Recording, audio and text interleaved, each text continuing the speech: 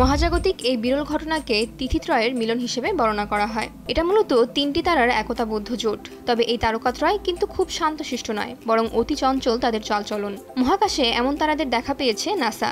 এই চঞ্চল তারা তিনটি সবসময় একসঙ্গে থাকে। বিজ্ঞানীরা এর একটির নাম দিয়েছেন ব্লু লার্কার। নাম শুনে ওত পেতে থাকা কোনো বস্তু মনে হলেও এমনটা কিন্তু নয়, বরং এই ব্লু লার্কার নক্ষত্রটি আর অন্য 5টা নক্ষত্রের চেয়ে অনেকখানি ভিন্ন। এটি বেশ উজ্জ্বল আর ছটফটে চঞ্চল।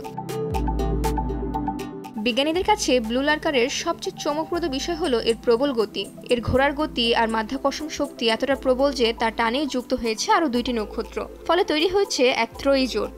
এই ত্রয়ী জোট এমনভাবে ঘুরছে যে তাদের ঘূর্ণির কারণে একটা নীলাভ আলো তৈরি হয়েছে।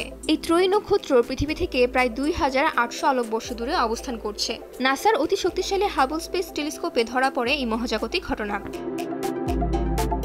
তবে বিজ্ঞানীদের কাছে একেবারেই অচেনা তাদের এই গতির ঘূর্ণি। বিজ্ঞানীদের মতে এদের উত্তাপও বেশ প্রবল।